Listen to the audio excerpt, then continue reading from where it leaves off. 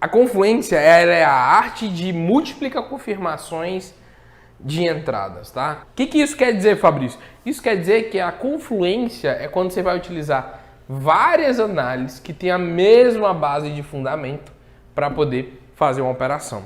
Como assim uma mesma base de fundamento, Fabrício?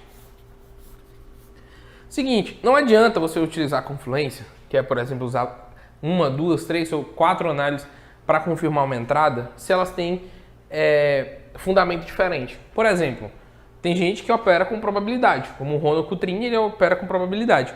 Não adianta utilizar um suporte de resistência. Não adianta utilizar um suporte de resistência com um ciclo, tipo, sei lá, ciclo como esse aqui. Isso aqui é um dos ciclos que tem na probabilidade, eu não lembro o nome, mas é um dos. Então, não adianta eu usar um ciclo desse com um padrão de movimento como esse, porque esses dois não têm nada a ver um com o outro. São fundamentos diferentes. O que eu consigo utilizar esses dois? Suporte e resistência é o quê? Suporte e resistência é um padrão de comportamento de reversão de microtendência. Essa é o fundamento do suporte de resistência, porque quando ele é um ponto de identificação de uma mudança de força de uma zona, onde quando o preço chega ali naquela zona, se é uma microtendência de alta, ele passa a ser uma microtendência de queda. Esse é o padrão de comportamento. Então, suporte e resistência é um padrão de comportamento de reversão de microtendência. Não vou anotar não, porque senão vai ficar grande pra caramba, você anota aí. Suporte e resistência é um padrão de comportamento de reversão de microtendência.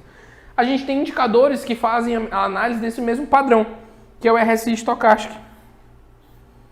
Que eles têm esses movimentos e o estocástico pode te mostrar esse mesmo padrão. Eles mostram pra gente nesse ápice de zona de compra, zona de venda, zona de compra, que são pontos onde o mercado, onde o preço já entrou em exaustão, ele dificilmente vai continuar subindo e ele precisa corrigir. Então esses pontos são interessantes para a gente e ele tem a mesma base de suporte e resistência. Então se a gente tem, por exemplo, deixa eu desenhar aqui. Se a gente tem, por exemplo, aqui em cima uma resistência, aqui embaixo um suporte, a gente tem um movimento de queda aqui. Vamos fazer uma tendência de queda aqui. Tá doido, bicho. Eu sou um desenhista bom demais. Olha aí. Fiquei com preguiça de fazer mais vela para baixo. Joguei logo aqui. O preço está vindo daqui de cima, tá? A gente tem uma tendência aqui de baixo, de queda. E aí a gente tem suporte e resistência, tendência de baixo. E a gente tem aqui embaixo os indicadores.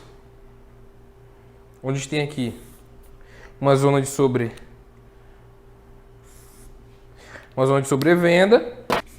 e aqui uma zona de sobrecompra. Vou fazer aqui também.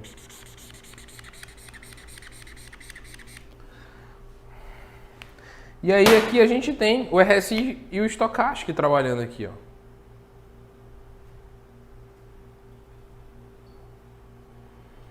Esse aqui vamos dizer que esse aqui é o RSI e esse aqui é o estocástico. A gente tem aqui o estocástico trabalhando.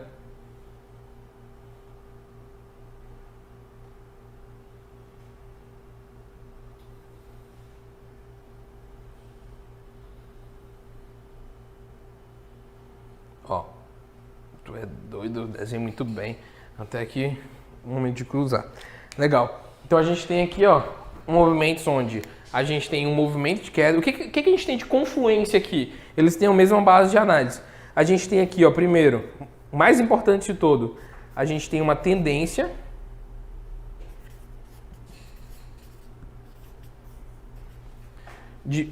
de queda. Essa tendência de queda joga esse preço para baixo. Legal? Essa tendência de queda joga esse preço para baixo. A gente tem aqui, número 2, a gente tem aqui, além da tendência de queda, a gente tem um RSI e o Stochastic. Então aqui a gente tem os indicadores a favor de uma queda.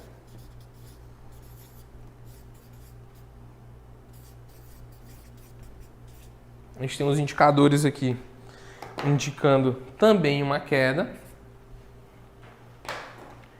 E a gente tem aqui, a gente tem a tendência, os indicadores. A gente tem uma terceira aqui, que é chegando em uma zona de resistência, tá?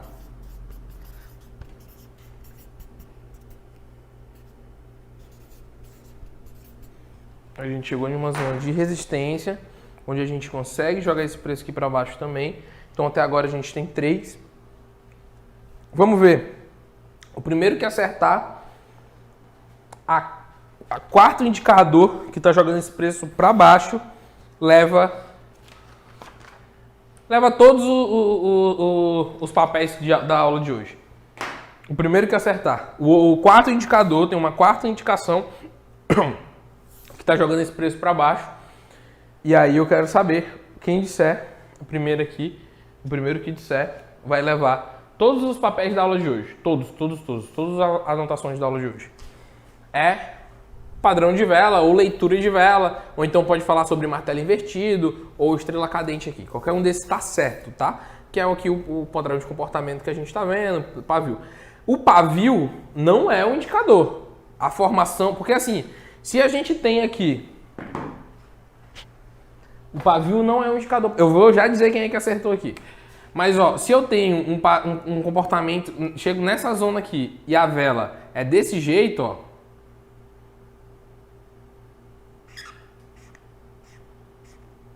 Ó, eu não tenho um padrão de comportamento a favor da queda, não. Por quê?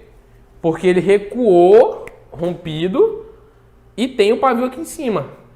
E esse pavio em cima, quando ele chega assim, ó.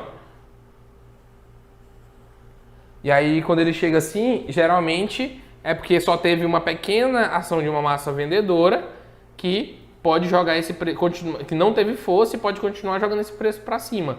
Então, aqui esse pavio não leva em consideração. Só leva em consideração esse pavio aqui se a vela anterior for dessa forma. Se a vela anterior for de força, se vier uma vela cheia, aí você pula dessa operação aqui.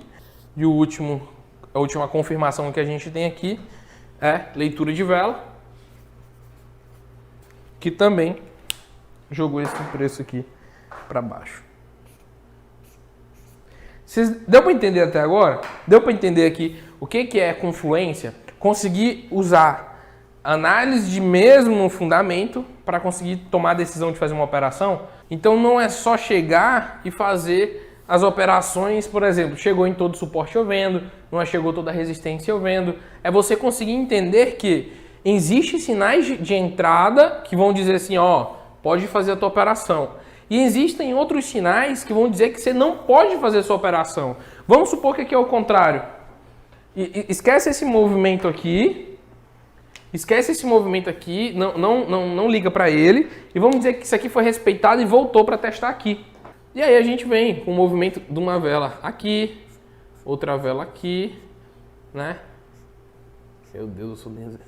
O desenhista tá bom. Deixou um pavio aqui.